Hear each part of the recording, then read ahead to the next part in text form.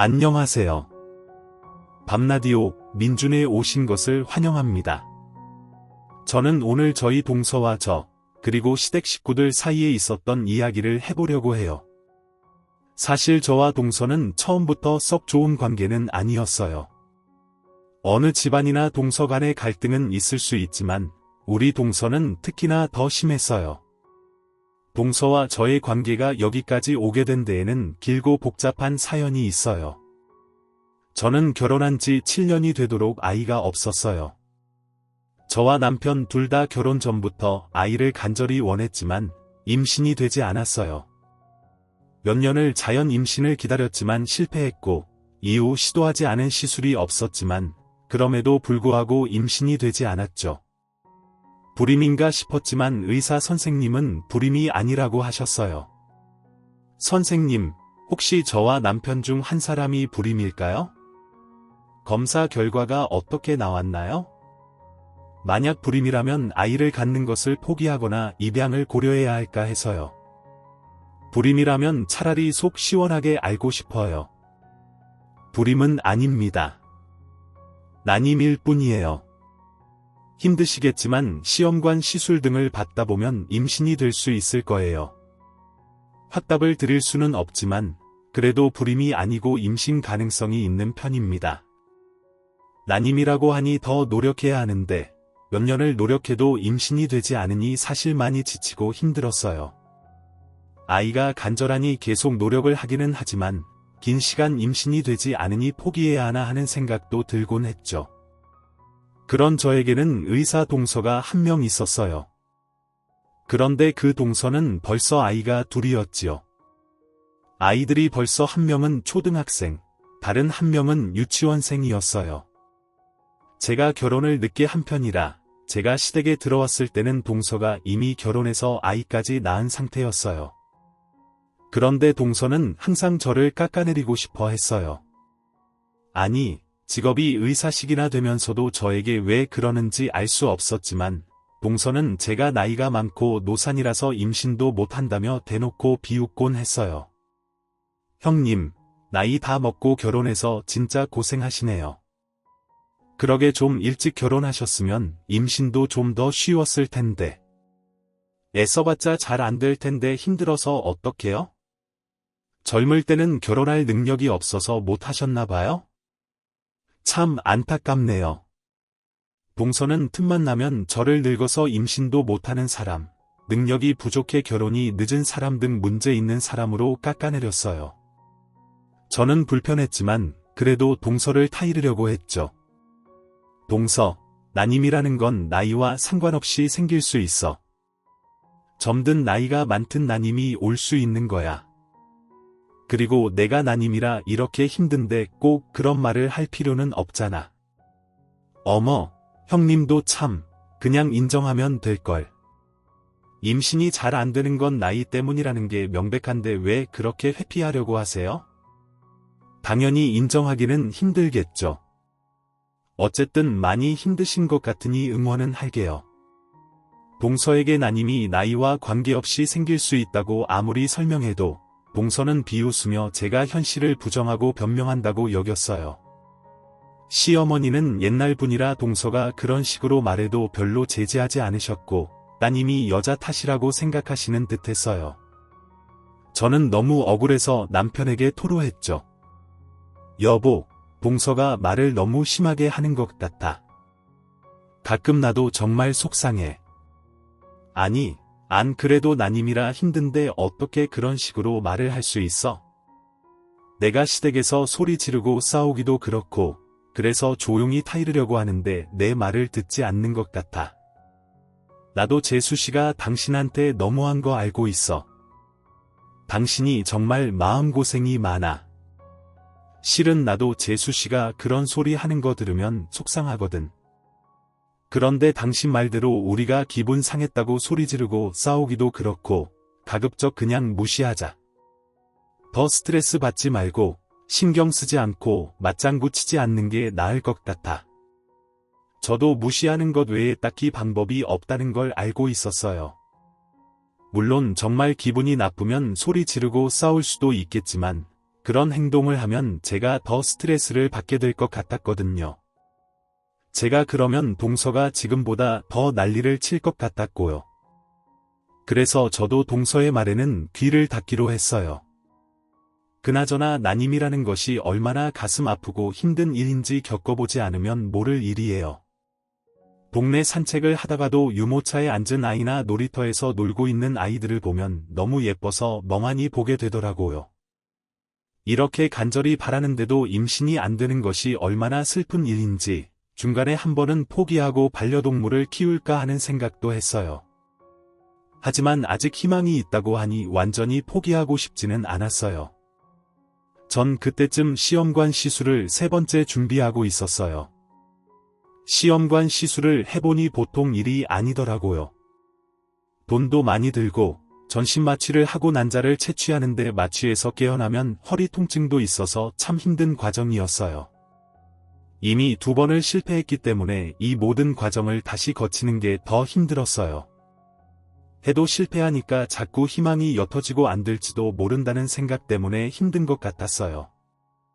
그래도 할 수만 있다면 아이를 만나고 싶다는 간절한 마음으로 작은 희망의 끈을 잡고 3번째 시험관 시술을 진행했어요. 그런데 제가 시험관 시술을 다시 진행한다는 걸 듣고서도 시댁에서 만난 동서는 밉살 맞은 소리를 하기에 바빴어요.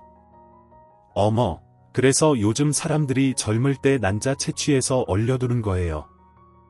그런 말 못 들어보셨어요? 젊을 때 좀 해두시지. 이제 와서 이게 무슨 고생이에요? 늙으면 난자도 많이 안 나오는데 참 안 됐네요. 형님, 동서의 그런 말이 정말 얄미웠지만 저는 여전히 그런 동서의 말을 무시하고 시험관 시술에만 집중했어요. 사실 동서는 본인의 삶이 마음에 들지 않는 것 같았어요. 본인의 삶에 불만이 많아서 저에게 이런 소리를 하는 듯 했죠. 평소에 자신의 일상에 대해 불평을 많이 했거든요. 그런 불만이 불씨가 되어 저에게 튀는 것 같았어요. 동서는 돈을 잘 벌기 때문에 아이들을 돌봐줄 이모님을 집에 상주시키고 있었어요. 아예 집안의 방 하나를 이모님에게 주고 아이들에게 보육을 맡겼죠. 그런데도 동서는 자신의 삶이 아이들 때문에 손해를 보고 있다고 생각하는 것 같았어요. 대놓고 아이들을 구박하지는 않았지만 저에게 말할 때는 그런 생각이 다 드러났죠. 저는 애들 때문에 주말에 하고 싶은 일도 잘 못해요. 저도 취미가 있고 사람인데 애들 돌보는 게 제 삶인 것처럼 되어버려서 진짜 짜증나요. 근데 형님은 좋겠네요. 아직 자유가 있잖아요. 하고 싶은 것도 다 못하고 이럴 거면 혼자서 할 걸 그랬나 봐요. 나는 동서가 부러운 거려. 나 난임으로 고생하는데 동서는 다 가졌잖아요. 긍정적으로 생각해봐요. 난임인 사람한테 좋겠다고 말하는 것부터가 참 눈치가 없고 자기 말만 한다고 생각했지만 쓸데없는 충돌을 피하려고 그냥 웃고 말았어요. 하지만 동서는 틈만 나면 아이들을 키우는 것에 불평을 늘어놓곤 했어요. 애들 키우는 게 얼마나 힘든지 몰라요. 학교에서 연락 오면 가봐야 되고 밥은 먹었나 이모가 잘 챙겨줬나 물어봐야 하고 전 육아가 잘 안 맞는 것 같아요. 그냥 일이나 계속하면 좋겠어요. 시댁에서도 모두가 들으라는 듯이 그런 소리를 하니 민망했고 아이들이 들을까 걱정되었어요. 동서는 심지어 결혼 괜히 했다는 말을 아무렇지도 않게 했죠. 난 괜히 결혼했나 봐. 집안일이랑 육아가 너무 손에 안 잡혀요. 나 같은 사람은 그냥 혼자 살았어야 하는데 내가 좋아하는 것들은 다 후순위가 되어버리니 진짜 별로예요. 결혼이 이런 건 줄 알았으면 안 했지 싶어요. 동서 대신 시댁 식구들 눈치를 살피는 건 제 몫이었어요. 시어머니도 서방님도 말은 안 해도 그런 말을 들으면 얼마나 기분이 별로겠어요.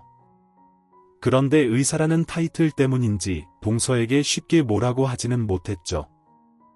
그래도 기분이 영 별로라는 것은 눈에 보여서 괜히 제가 눈치를 보고는 했어요. 동서는 눈치가 없는 것인지 눈치를 볼 생각이 없는 것인지 시댁 식구들이 듣고 있어도 개의치 않았죠. 이렇게 시댁만 가면 스트레스를 받는 생활이었어요. 그렇지만 얼마 후 저희 부부에게 드디어 하늘에서 빛이 내려왔어요. 시험관 시술이 성공했다는 소식이었어요. 저는 정말 기뻐서 병원에서 남편과 얼싸안고 눈물을 흘렸어요. 몇 년 동안 가장 기쁘고 행복한 순간이었죠. 간절하던 아이가 드디어 우리에게 온 것이었고요. 저랑 남편은 그저 하늘에 감사하고 또 감사했어요. 의사 선생님 말씀대로 임신 안정기에 들어갈 때까지 저는 매 순간 조심하기로 했어요. 먹는 것, 걷는 것조차 조심스러워서 아이가 완전히 뱃속에 안정이 될 때까지 침대 위에만 누워 있기로 했어요.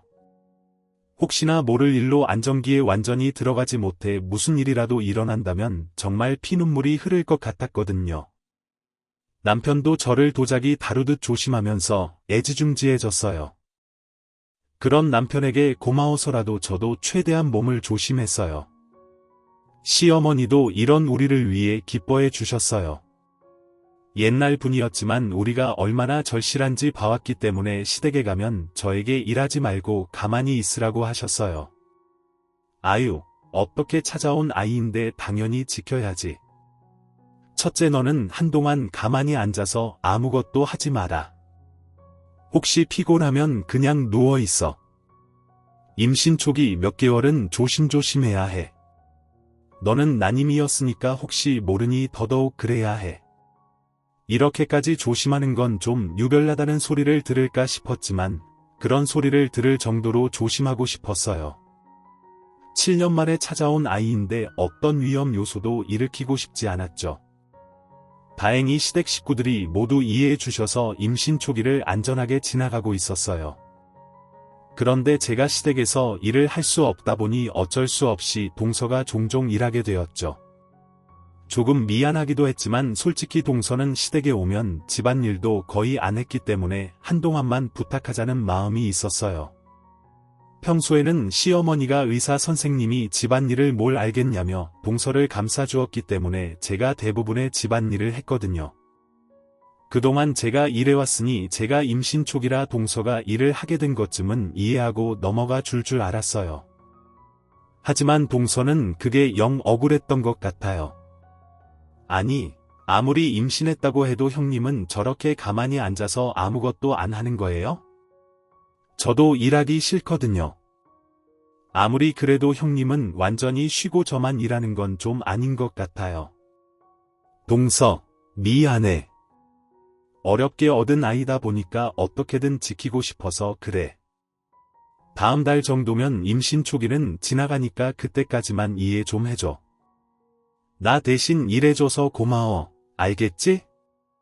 제가 동서에게 이렇게 미안하다, 고맙다고 말했지만 동서는 억울한지 항상 입이 대빨 나와 있었어요. 그래서 시댁에서 만나면 항상 불평을 했죠. 나는 일도 하고 애도 둘이나 봐야 하는데 시댁에 와서까지 일을 해야겠어요. 형님도 손발 다 있잖아요. 일 좀 같이 하면 어때서요? 저 요새 나가는 모임도 포기하고 시댁에 온 건데 여기 와서도 일해야겠냐고요. 미안해, 동서. 그러면 내가 시어머니한테 말씀드릴 테니까 오늘은 음식 배달시켜서 먹자. 저는 동서를 그렇게 달래서 음식을 시켜서 먹었어요. 제 것은 미역국 같이 임산부용 음식을 따로 시키고 시댁 식구들이 먹을 음식은 다른 것으로 시켰죠. 이렇게 되다 보니 제가 임신 초기였을 때는 시댁에 가면 대부분의 음식을 시켜 먹었던 것 같아요. 동서가 더 기분 나빠하지 않도록 저희 부부가 배달 음식값도 부담했고요. 그런데도 동서는 제가 가만히 있는 게 보기가 싫은 것인지 아니면 시댁 식구들 모두가 저를 보살피는 것이 질투가 나는 것인지 자꾸 저에게 일을 넘기려고 했어요. 결국 제가 한두 번은 일어나서 설거지 같은 일을 했는데 제가 집안일을 하고 있으면 남편이 와서 본인이 하겠다고 하며 저에게 가만히 있으라고 했어요. 그러면 동서는 또 눈의 가시를 보는 것처럼 저를 흘겨봤지만 아이가 더 중요했기 때문에 동서의 그 정도 태도는 무시할 수 있었어요. 그렇게 시간이 흘러 제가 임신 초기를 거의 넘겼을 때 한 번은 집에서 동서와 통화를 하게 된 적이 있었어요. 그동안 동서는 저를 못마땅해 했는데 갑자기 임신 축하를 해주고 싶다는 것이었어요. 아니 웬일로 반색을 하며 자기가 쉬는 날이니 가서 밥을 차려주겠다고 말하는 것이었어요. 형님, 생각해보니 제가 임신 축하도 제대로 못 해드린 것 같아서요. 제가 마침 오늘 쉬는 날이거든요. 저도 집에 혼자 있으니 심심한데 혹시 지금 가서 밥 좀 차려드릴까요? 집에 혼자 계시는 거면 밥 챙겨 먹기 힘드실 거 아니에요? 만나서 시댁 행사 의견도 나누고 근황 토크도 좀 하고 좋을 것 같아요. 아니야 동서, 그렇게까지 할 필요 없어. 나도 이제 거의 임신 안정기라서 밥 정도는 챙겨 먹을 수 있어. 고마운데 정말 괜찮아, 동서. 힘들까 봐, 그래. 내가 알아서 할게. 저는 동서가 불편했기 때문에 괜찮다고 만류했지만 동서는 듣지 않고 쌩하니 저희 집으로 날아왔어요. 형님, 제가 오늘 비빔밥 해드릴게요. 이렇게 재료도 많이 사왔거든요. 평소처럼 조금만 누워 계세요. 금방 해드릴게요. 어느새 집으로 들어선 동서는 양손에 마트 봉투를 들고 와 이렇게 말했어요. 솔직히 평소 저를 괴롭히지 못해 안달인 동서가 와서 밥을 해준다고 하니 찝찝했어요. 하지만 돌아가라고 할 수도 없고 해서 일단 동서에게 맡기기로 했죠. 방에서 쉬고 있었더니 조금 후에 동서가 나와서 밥 먹으라고 부르더라고요. 그런데 가보니 생각보다 아주 괜찮은 밥상이 마련되어 있는 거예요. 반찬과 미역국, 그리고 비빔밥 2그릇이 마련되어 있었죠. 비빔밥은 둘 다 먹음직스러워 보였어요. 그동안 매운맛은 일절 먹지 않았지만 비빔밥에 들어간 고추장 반 스푼 정도는 이제 먹어도 될 것 같았어요. 그간 매운 음식이 좀 생각나는 날에도 참아왔는데 고추장이 올려져 있는 것을 보니 군침이 돌더라고요. 저는 동서에게 고맙다고 인사를 하고 먹으려고 자리에 앉았는데 동서가 잠시 볼 일이 생겨 통화를 하러 다녀온다는 거예요. 굳이 바깥까지 나가서 통화를 한다고 해서 일이 많이 바쁜가 보다 했죠. 형님, 조금 있으면 아주버님 모신다던데요. 일찍 오시네요. 그런데 오늘은 형님 드실 것만 해줬으니까 혹시 아주버님 모시더라도 남기지 말고 혼자만 드세요. 동서는 무슨 통화를 하는지는 몰라도 핸드폰을 들고 밖으로 나갔어요. 저는 배가 고파서 먼저 밥을 먹어야겠다 싶더라고요. 밥을 차려준 동서는 없었지만 제가 아니라 뱃속의 아이가 먹는 것일 테니 동서에게 미안해도 먼저 숟가락을 들기로 했어요. 그래서 비빔밥을 섞으려고 하는데 갑자기 멈칫하게 되더라고요. 밥을 차려준 동서에게는 고마웠지만 그 동서가 저에게 밥까지 차려주러 왔다는 것이 머리 한 구석에서 영 이해가 안 되었거든요. 순간 혹시 이 비빔밥을 믿고 먹어도 될까 하는 생각이 들었어요. 그런 생각마저 들자 저 스스로 드라마를 너무 많이 봤나 싶었지만 그래도 계속 찝찝한 것이 있었어요. 설마 싶었지만 일단 제 기분 때문에라도 동서와 밥그릇을 바꾸기로 했어요. 좀 유별난 행동일 수도 있다고 생각했지만 임신 기간에는 신경 쓰일 만한 것은 하지 않으려고 하고 있었으니까요. 밥그릇을 바꿔 비빔밥을 비벼 먹었는데 고민한 것이 무색하게도 평범한 비빔밥이었어요. 그래서 제가 동서에게 너무했나 싶더라고요. 어쨌든 오랜만에 먹는 비빔밥이 맛있어서 열심히 먹었어요. 그리고 얼마 후 동서가 다시 집에 들어왔는데 제가 비빔밥을 먹고 있는 모습을 보더니 동서는 씩 웃으며 제 옆에 앉아 자기도 먹기 시작하더라고요. 형님 맛있죠? 형님이 임신 중이라 못 드시는 게 많았잖아요. 그래서 제가 조금 신경 썼어요. 아마 특별히 더 맛있을 거예요. 제 입맛에 이 비빔밥은 평범한 비빔밥이었는데 동서가 생색을 내는 곳인지 그렇게 말하더라고요. 어쨌든 차려준 성의가 있으니 저는 맛있다고 고맙다고 말하고 먹고 있었죠. 그리고 동서도 자기 비빔밥을 팍팍 비벼서 먹기 시작했는데 아니 한 입 먹자마자 동서는 소리를 꽥 지르는 것이었어요. 어머 이게 뭐야? 너무 맵잖아. 물 어딨어요? 물 좀 주세요. 저는 반사적으로 놀라 동서에게 물을 건네주었어요.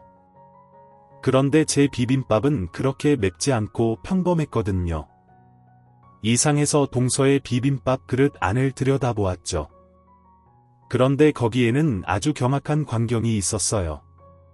원래 제 밥그릇이었던 비빔밥 그릇 안에는 잘게 다진 회와 베트남 고춧가루, 후추 등 임산부인 제가 피해야 할 음식들이 들어있었어요.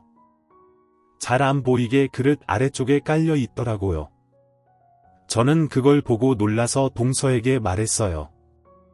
동서, 이게 뭐야?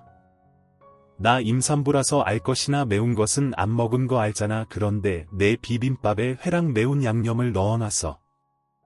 그것도 안 보이게. 맨 밑에 지금 일부러 나한테 못 먹을 거 먹이려고 한 거야. 어머, 무슨 말씀이세요? 형님, 제가 밥그릇을 착각했나 봐요. 그리고 베트남 고춧가루랑 후추 이런 것도 실수로 많이 넣은 거예요. 회는 왜 들어갔지? 이상하다. 너무 그렇게 몰아세우지 마세요.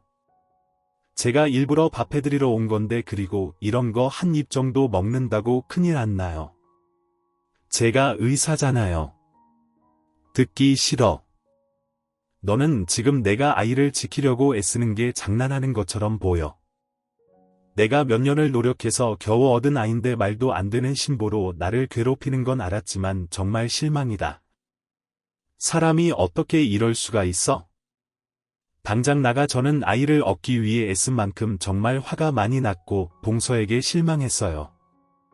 처음으로 저에게 호의를 베풀었다고 생각했는데 동서는 음허한 짓을 한 것이었어요. 저는 화를 내며 집에서 동서를 내쫓았어요. 형님, 저 진짜 억울하네요.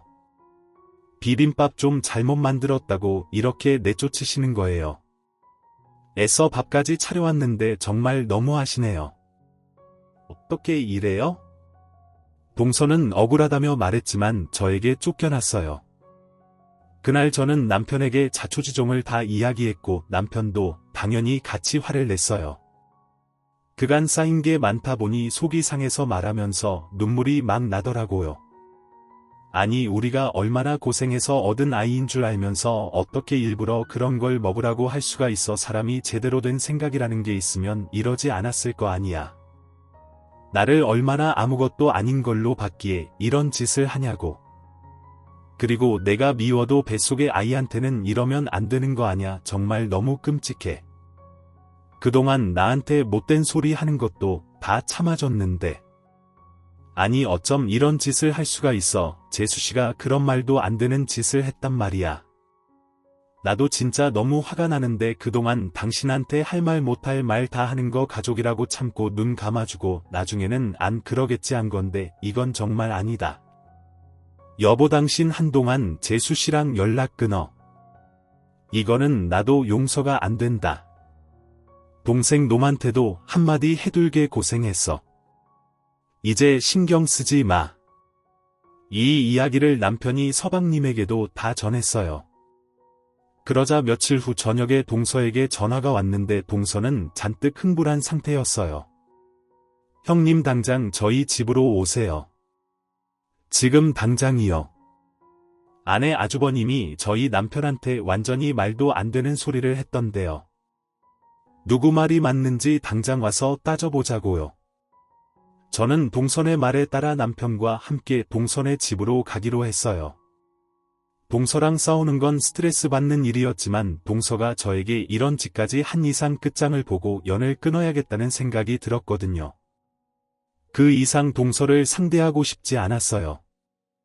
동선의 집에 도착했더니 서방님이 곤란한 표정으로 앉아있고 그 옆에서 동서가 씩씩대고 있었어요. 형님, 말해봐요. 제가 언제 형님 밥그릇에 회랑 고춧가루랑 넣었다는 거예요. 그거 결국 제가 먹었잖아요. 아니, 사람의 모함에도 정도가 있지 어떻게 그런 소리를 해서 제가 남편한테 한 소리 듣게 만드냐고요. 동서가 내 비빔밥에 잘게 다진 회랑 베트남 고춧가루 후추 넣어둔 거 맞잖아. 그것도 잘 안 보이게 맨 밑에 깔아서 동서가 통화받는다고 밖에 나가 있을 때 내가 아주 찝찝해서 동서 밥그릇이랑 내 거랑 바꿔 먹은 거야. 내 두 눈으로 똑똑히 봤고 그때 동서도 본인이 넣었다고 말했으면서 이제 와서 무슨 소리야 참나 형님 이제 보니까 완전히 사람 모아봤는데 재능이 있으시네요. 증거 있어요. 형님이 바꿔치기해서 먹었다는 증거 있냐고요. 제 밥그릇에 넣었던 건데 이런 식으로 모함하시는 거예요. 그만해. 누구 밥그릇에 들어가 있었든 그게 뭐가 중요해? 임산부 밥 차리러 가서 그런 재료들을 굳이 넣었다는 것 자체가 문제인 거야. 당신 정말 왜 그래? 형 내가 어떻게 얻은 아이인지 알면서 어떻게 그런 생각을 하고 그런 행동을 할 수 있냐고. 당장 형수님한테 사과해. 듣고 있던 서방님이 갑자기 큰 소리를 말을 해서 저와 남편도 깜짝 놀랐어요. 서방님도 동서가 잘못했다고 생각해 대화를 나누었던 것 같은데 동서가 이런 식으로 나오자 더 인내하지 못하고 화가 난 것 같았죠. 서방님이 이렇게 제 편을 들면서 동서를 혼내자 동서는 오히려 더 미쳐 날뛰었어요. 내가 왜 사과를 해야 해? 지금 보니까 형님이 사람한테 누명을 뒤집어 씌우고 피해자인 척하는데 내가 뭘 잘못했다고 사과를 하냐고. 당신은 누구 편이야? 형님 자꾸 이렇게 나 이상한 사람 만들 거예요. 저와 남편은 더 이상 동서를 상대할 가치가 없다고 생각했어요. 그래서 동서의 말에 아무 대답도 하지 않고 돌아서서 동서네 집에서 나가기로 했어요. 그런 저와 남편을 보고 서방님도 미안해해서 어쩔 줄 몰라 하더라고요. 동서가 뒤에서 계속 소리를 고래고래 질렀는데 저희는 그냥 무시하고 나와버렸죠. 결국 시댁 식구들까지 동서가 한 짓을 다 알게 되었어요. 시어머니도 동서가 한 짓을 듣고 질려버렸는지 동서에게 연락도 잘하지 않으셨어요. 동서는 시댁 식구들 전부에게 팽당하게 되었죠. 이 모든 기간 동안 동서 쪽에서 일방적으로 저를 미워했고 저를 못마땅히 하다못해 임신한 사람에게 말도 안 되는 음식을 먹이려는 시도까지 간 것이었어요. 다시 생각해도 동서는 정말 끔찍한 사람이었죠. 그래요. 동서 말대로 그 음식 한 입 먹고 제가 유산이 되거나 큰일이 나지는 않았을지도 몰라요. 하지만 몇 년을 애써서 겨우 임신을 한 형님에게 그런 음식을 먹일 생각을 했다는 것 자체가 경악할 만한 일이었어요. 동서의 그 생각이 너무 음험해서 저는 소름이 끼칠 정도였죠. 그 후 동서와 연을 끊고 나자 전 오히려 신경 쓸 것이 없어서 좋았어요. 시댁에도 필요할 때만 가고 시어머니에게 대략적으로 말씀을 드려 동서와 겹치지 않는 날에만 갔어요. 어차피 시댁에서 동서를 자주 부르지도 않았지만요. 그렇게 시간이 흘러가고 무사히 아이가 태어났어요. 그렇게 바랐던 우리의 아이였죠. 아이를 처음 안던 순간 기뻐서 눈물이 펑펑 흘렀어요. 시어머니도 아이와 저희를 얼싸안고 기뻐해 주셨어요. 드디어 아기 천사가 우리 집에 와주어서 저희 가족은 행복한 생활을 보내고 있었죠. 그런데 오랜만에 서방님한테 연락이 왔고 저희는 놀라운 소식을 들었어요. 서방님이 동서와 이혼을 했다는 것이었어요. 아이들은 서방님이 맡아 키우게 되었다면서 저희 아이와 함께 만나게 해주면 좋을 것 같다는 것이었어요. 서방님 그게 무슨 말씀이세요? 이혼이요? 그간 연락이 뜸해서 죄송해요. 그런데 많은 일이 있었나 보네요. 저희가 넘어갈 테니 댁에서 이야기 들을 수 있을까요? 그래요? 안 그래도 형수님한테는 그동안 너무 죄송했거든요. 지금이라도 사정을 다 설명드리고 마음 상하게 해드린 부분에 관해 사죄드리고 싶어요. 저와 남편은 서방님 댁으로 갔어요. 서방님을 만나 자초지종을 들어보니 이런 이야기였어요. 사실 전 아내와 이혼한 지는 벌써 몇 개월이 지났어요. 그간 제가 마음 정리하느라고 이제서야 연락을 드렸어요. 전처가 몇 년 전부터 어떤 모임에 나가고 있었거든요. 저도 기억이 나요. 이전 동서가 제 앞에서 자주 불평을 했거든요. 아이들 때문에 모임에 나가지 못한다고 하면서 말이에요. 그 모임이 서방님이 말씀하시는 그 모임인가요? 예, 아마 맞을 거예요. 저는 정확히 어떤 모임인지 모르고 물어봐도 의사들이 모여서 세미나하고 연구하는 모임이라고만 둘러대니 어쩔 수 없어서 말리지는 못했거든요. 하지만 아무리 봐도 의사도 몸에 나가는 차림새나 태도가 아니었어요. 나갈 때마다 어찌나 꾸미고 나가는지 제가 아무리 몰라도 의사들 세미나에 그렇게 화려한 옷을 입고 나가지는 않을 것 같았거든요. 게다가 얼마나 자주 그 모임에 나갔는지 몰라요. 처음에는 주말마다 나가더니 나중에는 휴가까지 내고 낮에도 만나더라고요. 어머, 그랬군요. 그거 아무리 봐도 의심할 만한 것 같은데 속깔이 많이 하셨겠어요? 제가 하도 찝찝해서 종종 주말에 시댁에 가자고 하면 그렇게 불평불만을 늘어놓는 것이었어요. 저한테만 그러는 게 아니라 시댁에 가서도 그러고 형수님한테도 그러니 사실 그동안 제가 면목이 참 없었어요. 그래도 아내였으니 대놓고 면박을 주지도 못하고 그리고 안 그래도 육아에 관심이 없는 사람이었는데 모임에 나간 후로 더 아이들에게 관심이 없어졌더라고요. 의사라서 바쁘니 상주 이모님까지 고용한 건데 집에 들어오면 아이들에게 인사 한번 할 생각도 안 하고 쌩하니 방으로 들어가서 통화하면서 수다 떨기 바빴고요. 제가 한두 번 그런 태도에 대해서 대화를 시도했는데 전혀 듣지를 않더라고요. 결국 의심이 커져서 서방님이 하루는 동서를 몰래 미행했다고 하더라고요. 동서의 뒤를 밟아 따라가다 보니 동서가 도착한 곳은 웬 허름한 벽돌 건물이었다고 했어요. 따라 들어가 보니 오래된 사무실이 있었는데 동서가 거기에 들어가더라는 것이었죠. 들키지 않게 몰래 문 밖에서 안을 들여다보니 여러 명이 둥글게 둘러앉아서 수다를 한참 떠는데 이상한 말들을 하더라는 것이었어요. 자, 다들 노트 가지고 왔죠. 우리를 못 살게 꾸는 못된 적, 우리의 공공의 적, 이 노트에 적힌 사람 말이에요. 다들 아시겠지만 저는 우리 형님이에요. 나는 육아하느라 이렇게 힘들게 사는데 임신하고 싶다고 임신했다고 얼마나 유생인지 정말 못 봐주겠다니까요. 이번 주에는 어떻게 하면 법적으로 걸리지 않는 정도로 골탕 먹일 수 있을지 생각해 오기로 했잖아요. 다들 공유 좀 해봐요. 맞아요. 나는 우리 아주버님이에요. 시어머니랑 본인 아내한테는 비싼 선물 사주면서 맨날 나한테는 좀 부족한 걸 준다니까요. 분명히 내 선물이 제일 싼 걸로 골라서 올걸요.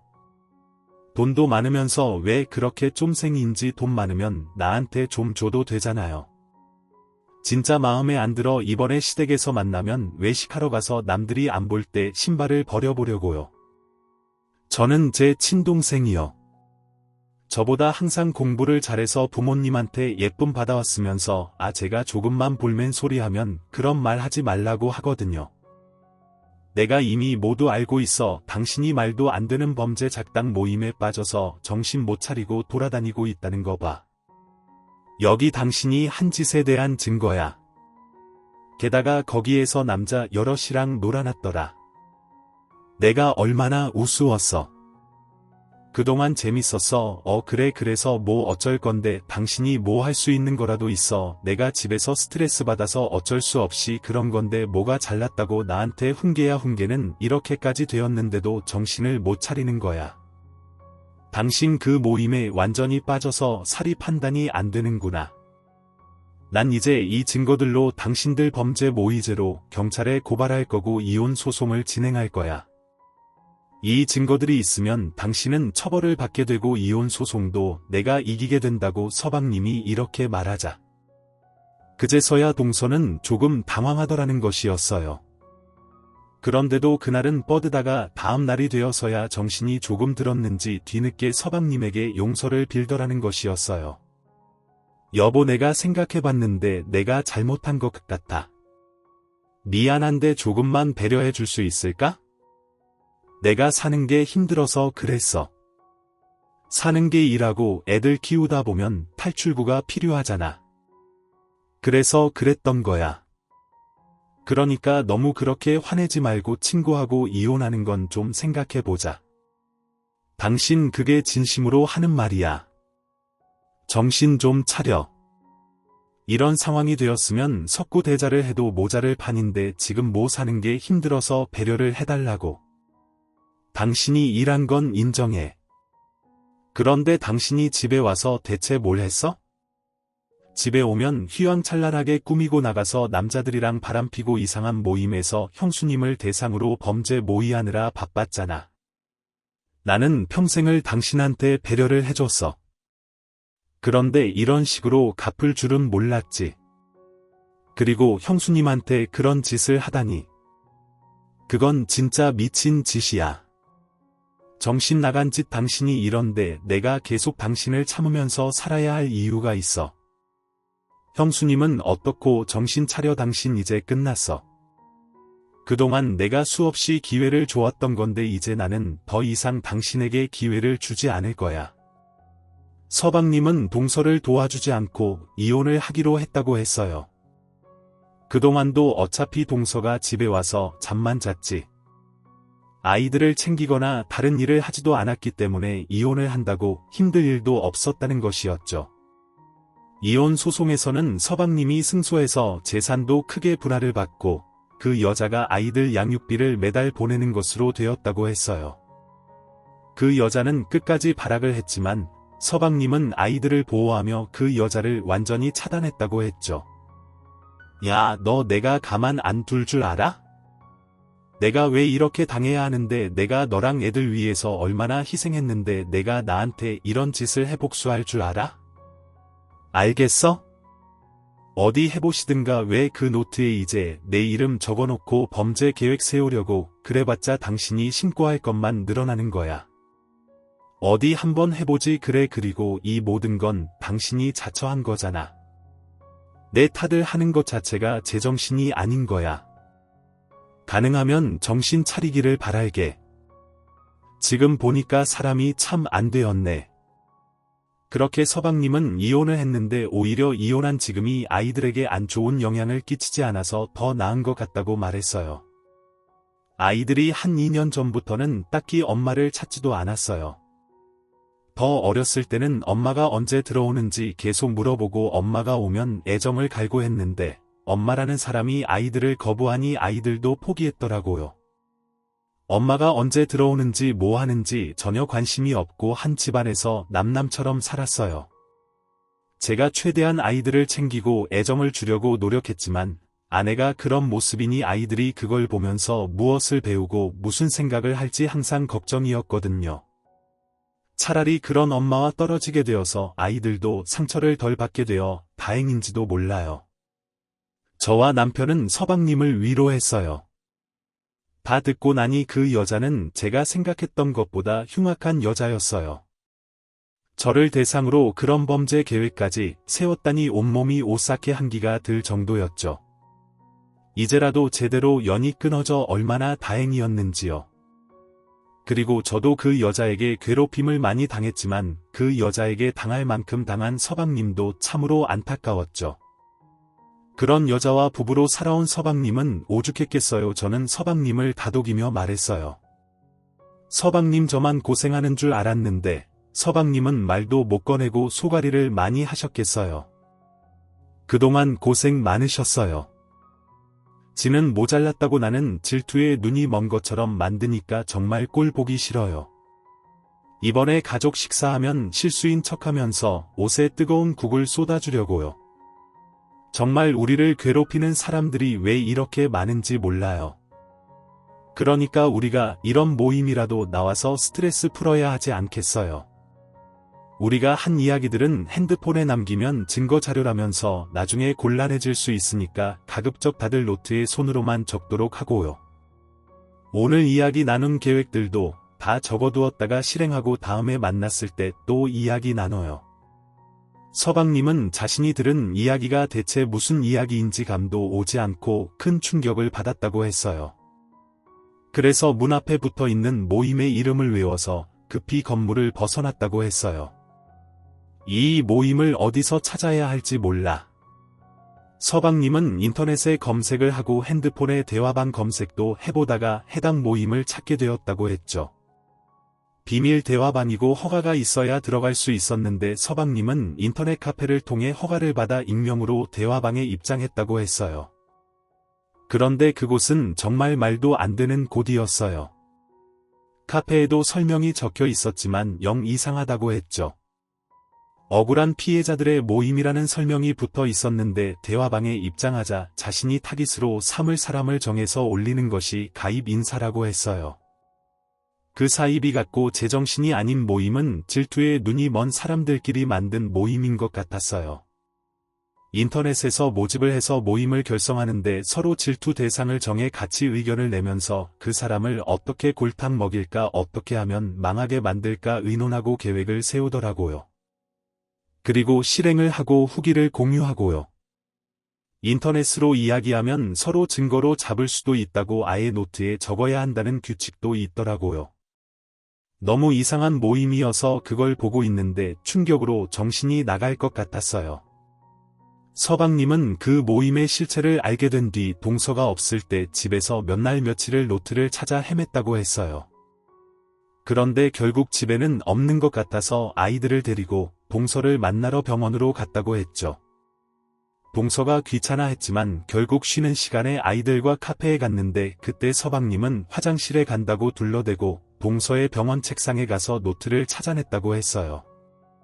급하게 거기 적혀있는 내용들을 핸드폰으로 촬영했는데 그 노트 첫 장에는 제 이름이 빨갛게 적혀 있었고 괴롭힐 방법들이 잔뜩 적혀 있었다고 했어요. 촬영을 해서 집에 와서 살펴보니 임신한 저에게 이상한 음식을 먹인 것은 시작에 불과했고 나중에는 일부러 냄비를 태워 연기를 낸다거나 물에 빠뜨리는 등 위험한 계획들이 적혀 있었다고 했어요. 완전히 비정상적인 또라이 집단이더라고요. 그걸 보고 있는데 너무 소름 끼치고 충격을 받아서 손이 덜덜 떨렸어요. 전처는 의사의 똑똑한 사람인데도 그런 말도 안 되는 모임에 들어가 그런 짓을 하고 있다는 것을 믿을 수가 없었어요. 형수님이 본인한테 피해를 주고 있다고 믿다 못해 실제로 해하려고 한 거잖아요. 얼마나 끔찍하고 무서운 사람들인지 몰라요. 복수를 하기 위해 다양한 방법과 수단을 가리지 않으려고 하더라고요. 애초에 복수를 한다는 생각부터가 이상한 건데 그때 조금이라도 지체되었다면 형수님이 큰 위험에 빠질 뻔했어요. 알아내서 천만다행이었어요. 서방님은 괴로웠지만 그 여자와 이혼을 하기로 마음먹었다고 했어요. 사실 서방님이 이렇게 마음을 먹는 데에는 더 많은 이유가 있었어요. 서방님은 그 여자의 뒤를 깨다가 그 여자가 그 모임에서 여러 명과 바람을 피고 시간이 나면 여럿이 몰려 놀러 다녔다는 것을 알았다고 했어요.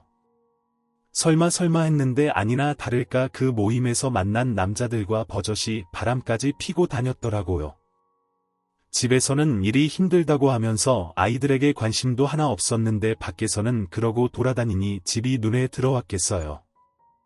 어찌나 분하던지 눈물이 다 나더라고요. 그래서 바람핀 정황들도 열심히 증거를 수집했어요. 심지어 서방님에게 지방에 세미나 하러 간다고 하고 몰래 2박으로 해외여행까지 나갔다고 했어요. 서방님이 그 노트의 존재를 모르는 줄 알다 보니 그런 사실들이 노트에 다 적혀 있었는데 그 여자는 모임 사람들과 놀러 다니면서 각자의 질투 대상에게 하는 복수를 주제로 삼아 시시덕거렸다고 했어요. 서방님은 증거를 모두 모은 후 그 여자를 붙잡아두고 증거를 제시하며 말했다고 했어요. 이혼하느라 힘드셨죠? 그래도 우리 서방님 말씀처럼 차라리 잘된 거라고 생각하기로 해요. 동생아, 내가 그렇게까지 고생하고 있었는 줄은 몰랐다. 생각해보면 그런 여자이니 당연한 건데 눈치채지 못해서 미안해. 그건 정말 고생 많았어. 내 말대로 아이들끼리 서로 얼굴을 알고 지내면 좋을 것 같아. 지금부터라도 자주 왕래하면서 지내자. 우리가 따뜻하게 토닥이자. 서방님이 눈물을 흘렸어요. 그럴 만했죠. 그 이상한 여자와 이상한 모임은 보통이라면 겪기 힘든 것들이었으니까요. 게다가 바람까지 피고 다녔다니 정말 충격이 이만저만 아닐 것 같았어요. 그 후 저희는 시댁에 다 같이 모여서 자주 식사를 했어요. 그 여자가 준 충격에서 빠져나오려면 가족들 간의 애정을 주고받는 것이 좋을 것 같다고 실제로 도움이 되었어요. 어머니도 나중에 더 자세한 자초지종을 들으시고 입을 다물지 못하셨어요. 그동안 내가 네 편도 제대로 못 들어주고 미안했다.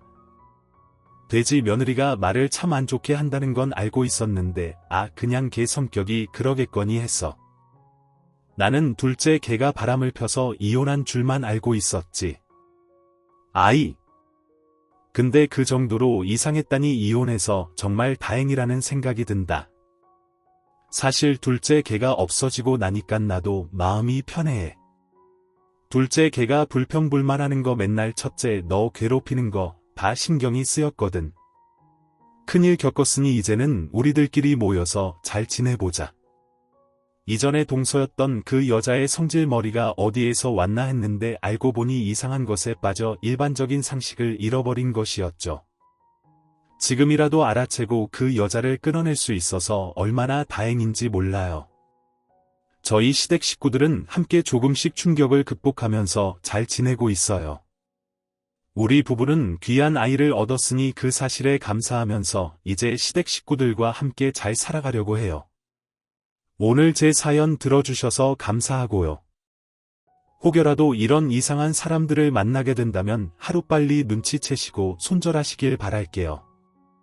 그게 지인이든 친구든 저처럼 가족이든 말이에요. 푹푹 찌는 무더위에 지치지 마시고 건강 잘 챙기시길 바라겠습니다.